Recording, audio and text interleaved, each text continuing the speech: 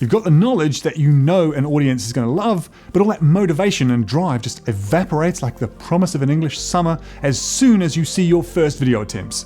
Why do I look like that? Why do I sound like that? What are people going to think of me? There are 3 very practical reasons why you won't like yourself on camera, but fortunately, there are also 3 very practical things you can do to get over them. Let's start with the things you won't like about yourself. Number 1, your look. My face, what happened to my face? I don't look like that, do I? Well, you do.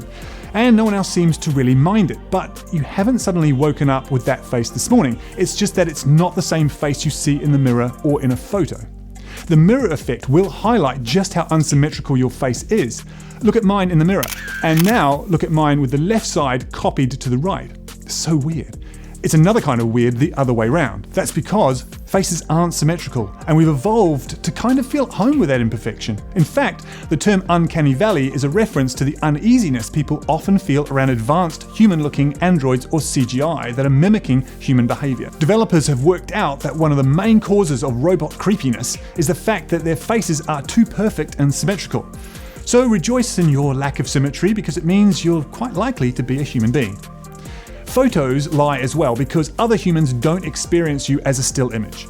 You are a moving, thinking thing, giving away all sorts of subtle signals and social cues.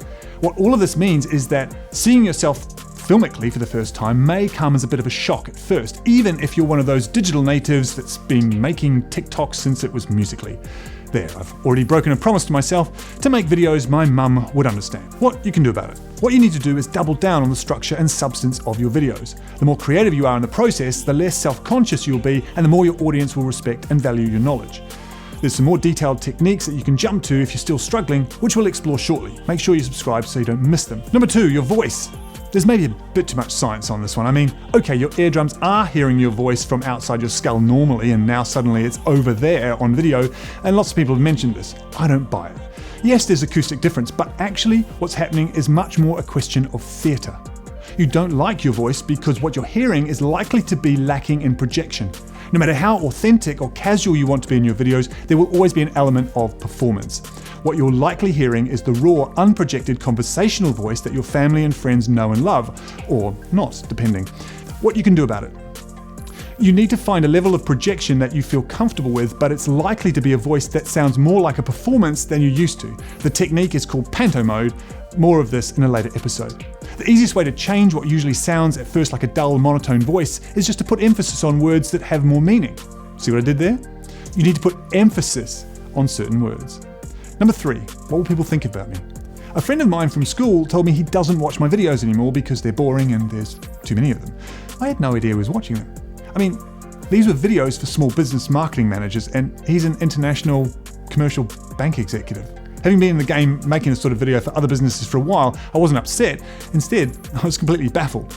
I said, "You're hardly the target audience." You see, watching the wrong video out of context wasn't my problem, it was his. And it's the same for your channel and your audience. You're likely thinking about your immediate network, family and friends, when you worry about what people might think of you. In actual fact, you've got a much bigger problem of no one noticing your channel at all.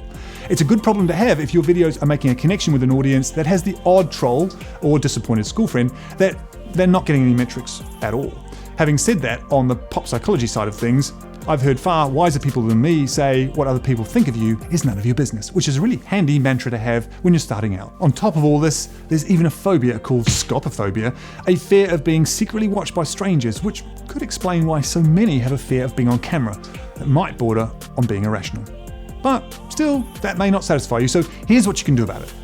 Remind yourself it's not about you. Trust your audience. The more you work on your subject and immerse yourself in preparing quality experiences, the more you're going to attract the right audience who will value it. Everything we make on this channel is geared to this goal. The best thing is, this works even if you're ugly and dull.